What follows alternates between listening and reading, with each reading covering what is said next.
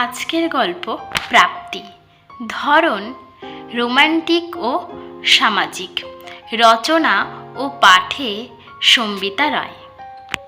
প্রথম অধ্যায়, ভালোবাসার শুরু। চন্দ্রিমা আর দীনেশ একই কলেজের একই ডিপার্টমেন্টের স্টুডেন্ট। দুজনের মধ্যে ধীরে ধীরে গড়ে ওঠে এক হৃদয়ের সম্পর্ক। চন্দ্রিমা ছিল আত্মবিশ্বাসী, মেধাবী এবং আত্মসম্মানে পরিপূর্ণ, আর দীনেশ ছিল এক দায়িত্ববান ছেলে, পরিবারপ্রেমী, বিশেষ করে মায়ের প্রতি গভীর নিবেদিত প্রাণ। সন্ধ্যার পর কলেজ লাইব্রেরির নির্জনতায় একসাথে পড়াশোনা, ক্লাস শেষে গঙ্গার ঘাটে হাঁটা, সব কিছুই তাদের ধীরে ধীরে একে অপরের জীবনে অপরিহার্য করে তোলে। চন্দ্রিমা মনে করত এই সম্পর্কের পূর্ণতা একমাত্র সংসারেই, কিন্তু দীনেশ একটু দ্বিধায় থাকত। তার মা গীতা দেবী একেবারেই চন্দ্রিমাকে পছন্দ করতেন না। দ্বিতীয় অধ্যায়, অসম্মতির ছায়া। দীনেশের পরিবার ছিল রক্ষণশীল, জাতপাত সম্পর্কে কড়া। গীতা দেবী মনে করতেন চন্দ্রিমা অহংকারী, আত্মকেন্দ্রিক আর আমাদের সংস্কৃতির উপযুক্ত নয়। চন্দ্রিমা সব জেনেও দীনেশকে ছেড়ে যায়নি। সে ভেবেছিল একদিন ভালোবাসা সব জয় করবে, কিন্তু ভালোবাসা অনেক সময় বাস্তবের কাছে পরাজিত হয়। গীতা দেবী মাথার দিব্যি দিয়ে ছেলেকে বিয়েতে রাজি করায়। অসহায় দীনেশ সম্মত হয়। নিরুপায় হয়ে একদিন দীনেশ চন্দ্রিমাকে জানায়, আমার বিয়ে ঠিক হয়ে গেছে, মা মানতেই চায় না তোকে। আমি কিছু করতে পারিনি, তবে আমার মনে চিরকাল তুই ছিলি আর তুইই থাকবি।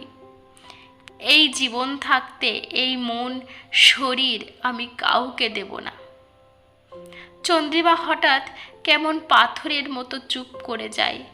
চোখের জল ফোটে না, কেবল নিঃশ্বাসের ভার বেড়ে যায়। তৃতীয় অধ্যায়, সম্পর্কহীন সংসার। মনীষা শহরের ধনী পরিবারের মেয়ে, অত্যন্ত শিক্ষিতা, তবে ক্ষণিক অহংকারী। দীনেশকে বিয়ে করলেও বুঝে গিয়েছিল সে শুধু এই পরিবারের বউ। দীনেশের হৃদয় চন্দ্রিমার কাছেই বন্দী। দীনেশ মনীষার সঙ্গে শীতল সম্পর্ক বজায় রেখে চিলেকোঠার ঘরে নিজের পৃথিবী গড়ে তোলে। একটি বিয়ে যেখানে মন নেই, শরীর নেই, আত্মা নেই, শুধু দায়িত্ব আর সময়ের হিসেব। মনীষা চেষ্টা করেছিল সম্পর্কটা গড়ে তোলার, কিন্তু ক্রমে হতাশ হয়ে পড়ে। সে বুঝেছিল ভালোবাসা যেখানে নেই, সেখানে সংসার কেবল একটা খাঁচা। চতুর্থ অধ্যায়, এক শিশুর আগমন। বছর 7 পর মনীষা জানায় সে অন্তঃসত্ত্বা। দীনেশ থমকে যায়। সে বিশ্বাসই করতে পারে না। স্পষ্ট বলে দেয়, এই সন্তান আমার নয়। গীতা দেবী দীনেশকে শাসিয়ে দেয়, মাথার দিব্যি দিলাম, এই মেয়ের সন্তানের বাবার দায়িত্ব তোকেই নিতে হবে। শেষমেশ জন্ম হয় এক ফুটফুটে কন্যার, পূর্ণা। ছোট্ট মুখ, দু চোখ ভরা কথা, নিষ্পাপ হাসি। প্রথম দিকে দীনেশ মানসিকভাবে একরকম বাধ্য হয়েই তার যত্ন নেয়, কিন্তু ধীরে ধীরে পূর্ণার স্পর্শে সে গলে যেতে থাকে। রাত জেগে ওর জ্বর মাপা, দুধ গরম করা, ঘুম পাড়ানো, সব কিছুতে তার এক নতুন জীবনের অনুভব জন্ম নেয়। পঞ্চম অধ্যায়, চিঠির বিচ্ছেদ। পূর্ণার 6 মাস বয়সে এক ভোরবেলা মনীষা নিখোঁজ। খাটের পাশে পড়ে থাকে একটা চিঠি। এই ভালোবাসাহীন নিঃশব্দ ঘরে আমি আর পাচ্ছি না। আমি চলে যাচ্ছি সেই মানুষটার কাছে। যে আমাকে ভালোবাসে, আর স্বীকার করছি ওই মেয়ে তোমার না, ও আমার সাদা কালো জীবনের এক রঙিন ছাপ। তবে ওকে নিয়ে যেতে চাই না, তাই মেয়েকে রেখে গেলাম তোমার কাছে। কারণ কেউ এতটা ভালোবাসবে না যতটা তুমি ওকে পারো। চিঠি পড়ে দিনেশ যেন কেঁপে ওঠে। এতদিনে প্রথমবার সে বুঝতে পারে সে একা নয়। এই ছোট্ট প্রাণ পূর্ণা তার জীবনের গভীরতর অর্থ। ষষ্ঠ অধ্যায়, ফিরে আসা। বয়স প্রায় 40-এর গায়ে, তবুও চন্দ্রিমা ভোলেনি দিনেশকে। আজও বিয়ে না করে কাটিয়ে দিয়েছে দিনেশের স্মৃতি নিয়ে। হঠাৎ একদিন গীতা দেবী চন্দ্রিমার সামনে হাজির হন। মাটিতে বসে পড়েন, চোখে জল। আমি ভুল করেছিলাম মা। তোর মতো মেয়ে যদি আমার ঘরের বউ হতো, তাহলে এই ছেলের জীবনটা এমন শূন্য হতো না। চন্দ্রিমা অনেক কিছু শুনে থাকেন, কিন্তু এই ক্ষমা চাওয়া তাকে ভেতর থেকে নাড়া দেয়। পূর্ণাকে দেখার পর সে আর না বলতে পারে না। সে আবার ফিরে আসে দিনেশের জীবনে, এইবার সামাজিক স্বীকৃতি নিয়ে। সপ্তম অধ্যায়, এক নতুন সংসার। চন্দ্রিমা দিনেশের ঘরে আসে, কিন্তু তার প্রথম পরিচয় হয় মা হয়ে। পূর্ণাকে সে নিজের প্রাণ দিয়ে বড় করতে থাকে।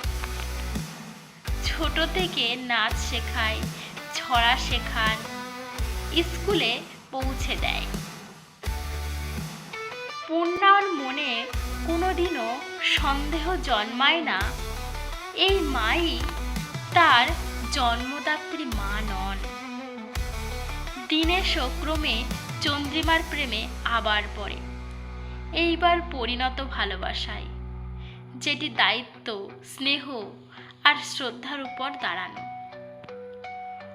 অষ্টম অধ্যায়, অতীত ফিরে আসে। পূর্ণা তখন প্রায় 8 বছর বয়সের। হঠাৎ একদিন মনীষা ফিরে আসে। গাড়ি থেকে নেমেই বলে, আমি মেয়েকে ফিরিয়ে নিয়ে যেতে এসেছি, আমি তৈরি। চন্দ্রিমা নিশ্চুপ। দিনেশ ভেতরে ভেতরে কাঁপছে। পূর্ণা সেদিকে তাকিয়ে বলে, তুমি কে? মনীষা, আমি তোমার মা। পূর্ণা ধীরে ধীরে চন্দ্রিমার হাত ধরে বলে, তুমি ভুল বলছো। আমার মা তো এখানে, যিনি আমার জন্য গল্প বলে, কপালে চুমু দেয়, গালে আদর করেন, তাকে আমি ছেড়ে যাব না। মনীষা ফ্যাল ফ্যাল করে তাকিয়ে থাকে। চোখ থেকে গড়িয়ে পড়ে 2 বিন্দু জল। ধীরে পিছন ফিরে হেঁটে চলে যান। নবম অধ্যায়, জীবনের আসল প্রাপ্তি। পূর্ণা বড় হতে থাকে। স্কুলে সে বরাবর বলে, আমার মা বাবা সেরা। চন্দ্রিমা তখন রান্নাঘরে দাঁড়িয়ে চুপচাপ হাসে। দিনেশ পাশে এসে দাঁড়ায়, বলে, আজ আমি জানি সত্যিকারের সংসার কাকে বলে। একদিন পূর্ণা জিজ্ঞাসা করে, মা, তুমি আমাকে কেন এত ভালোবাসো? চন্দ্রিমা বলে, কারণ তুই তো আমার জীবনের শ্রেষ্ঠ প্রাপ্তি। শেষ কথা। জীবনের সব সম্পর্ক জন্মের সূত্রে আসে না, কখনো কখনো নিঃস্বার্থ ভালোবাসা থেকে